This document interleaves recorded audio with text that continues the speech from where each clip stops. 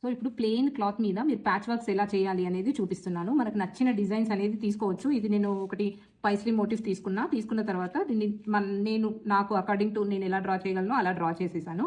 So draw చేశాక ఇది caller fusing అంటాము. కాలర్ ఫ్యూజింగ్ మనకి కొంచెం స్టిఫ్గా ఉంటుందండి పేపర్ ఫ్యూజింగ్ కంటే.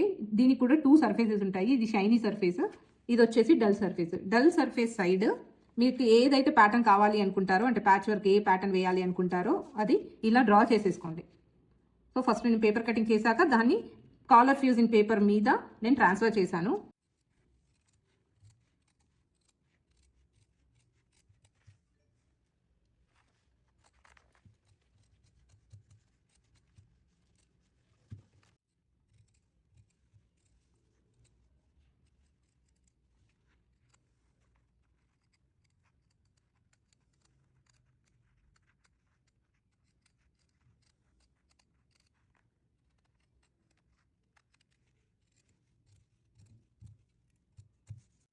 సో ఇది ఎలా ఉందో సేమ్ అలానే ఇక్కడ నేను ట్రాన్స్ఫర్ చేసుకొని కాలర్ ఫ్యూజింగ్ని కట్ చేసేసాను. సేమ్ అదే షేప్లో కట్ చేశాక దీన్ని పక్కన పెట్టేసేయండి.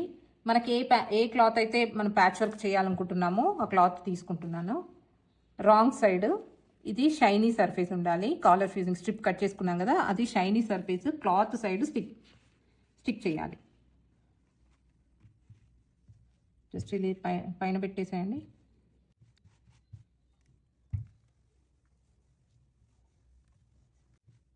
మనకు ఐరన్ చేస్తే స్టిక్ అయిపోతుంది.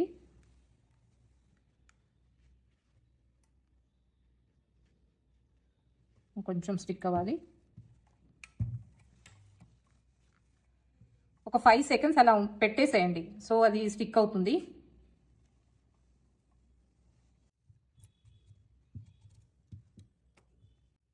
ఇక్కడ కూడా ఈ ప్యాచ్ కట్ చేసుకునే బిఫోర్ ఒక 0.5 ఇంచ్ వరకు 0.25 నుంచి 0.5 ఇంచ్ వరకు ఇలా క్లాత్ పెట్టేసుకొని, అంటే మార్కింగ్ చేసేసుకోండి.